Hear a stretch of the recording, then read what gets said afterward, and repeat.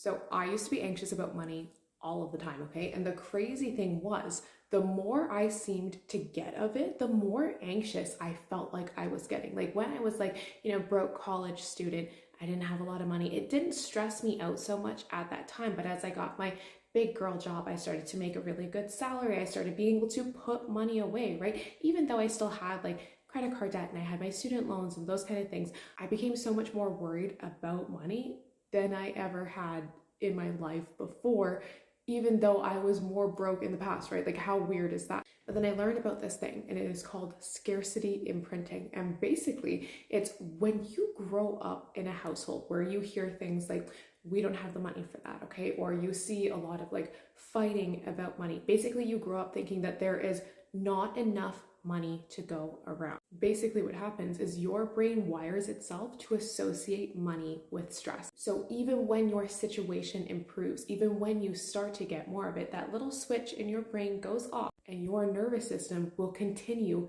feeling like you're broke. It will continue acting like you're broke. And they actually did a really crazy study, okay? A scarcity mindset can have these same effects on your brain as living in poverty, as actually being in poverty. Like your brain feels like it's in poverty, even though it's not. It can have the same effects on your brain as alcoholism, as not sleeping for an entire evening. So basically what it does is it bogs your brain down. Like imagine a computer with like 40,000 tabs open, right? It would be really slow to do the things that you wanted it to do. And here's the thing, if you have like this scarcity thinking, you have this phenomenon where you then stop being able to plan for the future in a good way because you're so scared about the here and now, you can't even think about tomorrow. So you start making decisions that are maybe good for you today, okay, but actually put you in a really bad place in the future. For example, if you have this scarcity mindset, you might be really scared of investing. So you might keep all of your money under your bed in a mattress, in a safe in your house, in a regular savings account, because you are so scared of losing money, not realizing that you are actually causing yourself to lose money by doing that, right? Because you are not investing for your future. So you're losing out on all of those potential gains, but also your money is losing value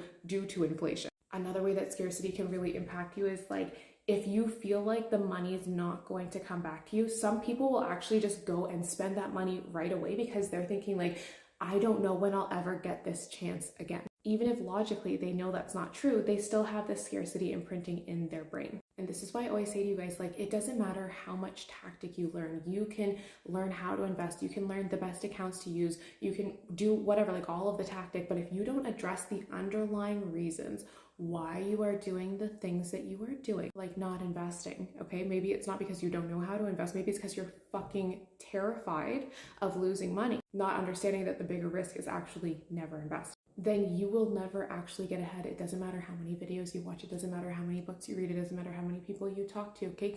If you don't address the underlying reasons why you're stuck, why you're doing what you're doing, you will never get ahead. The tactic, the $1 million tactic, it won't work for you.